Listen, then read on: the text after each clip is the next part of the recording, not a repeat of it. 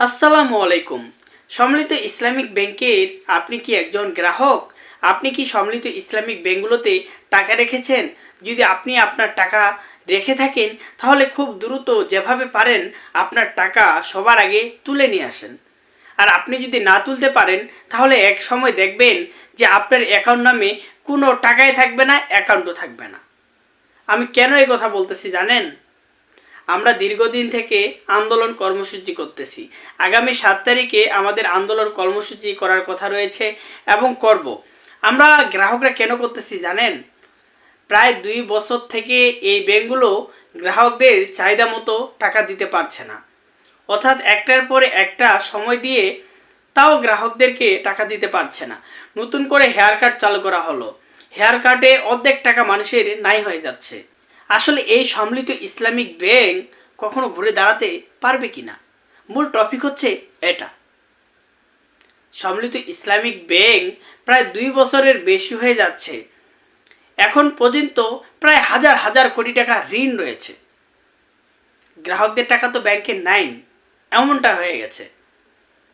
তবে এখন কিন্তু নতুন করে কোনো ব্যাংক থেকে সহযোগিতাও পাচ্ছে না।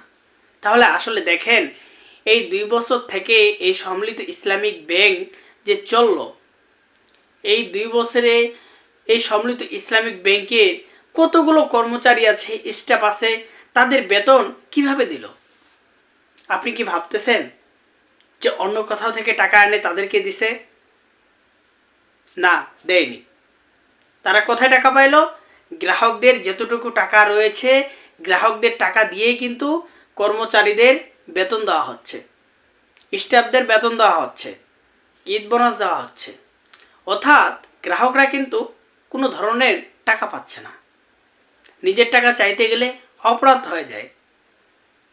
তো আপনারা যারা সম্মিলিত ইসলামিক ব্যাংকে টাকা রেখেছেন, আপনারা যেভাবে পারেন আপনাদের আমানত আপনারা তোলার চেষ্টা করেন।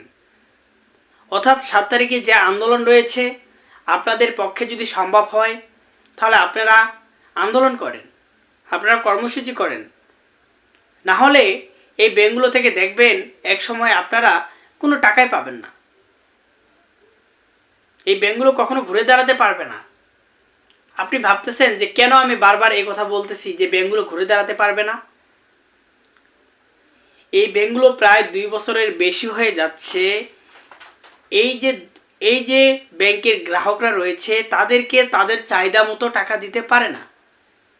সোশ্যাল মিডিয়াতে এমন কোনো জায়গায় নাই বা কোনো বাংলাদেশে মানুষ নেই যে এই 5টি ব্যাংকের নাম জানে না।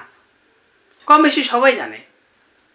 আচ্ছা, যখন আপনি শুনবেন যে এই 5টি ব্যাংক গ্রাহকদের টাকা দিতে পারে না, তখন কি আপনি সেই ব্যাংকে আপনার একটা এফডিআর করতে যাবেন? আপনি কি একটা সেভিংস অ্যাকাউন্ট করতে যাবেন? আপনি কি কোনো ধরনের স্কিম করবেন? না, কখনোই করবেন না। তাহলে মানুষ কেন করবে ভাই? অর্থাৎ আপনারা যদি এরকম ভাবেন ব্যাংক ঘুরে দাঁড়াক, তারপরে আমরা আমাদের টাকা তুলতে পারবো বা আমরা তখন পাবো, আপনারা যদি এরকম ভেবে থাকেন তাহলে আমার কিছু করার নেই। এই স্বপ্নই থাকবে। অর্থাৎ আমি জানি না আপনাদেরকে কতটুকু বুঝাইতে পারছি, তবে আপনারা যদি বুঝে থাকেন তাহলে ভালো, আর যদি না বুঝেন আমার কিছু করার থাকবে না। অর্থাৎ আপনারা যারা আন্দোলন কর্মসূচি করতে চাচ্ছেন, আপনারা 7 তারিখে আসেন, আমরা সবাই মিলে আন্দোলন কর্মসূচি করি। আজকের এই ভিডিওটি আপনার কাছে যদি ভালো লেগে থাকে অবশ্যই চ্যানেলটি সাবস্ক্রাইব করে রাখবেন নতুন আপডেটগুলো পাওয়ার জন্য। ধন্যবাদ।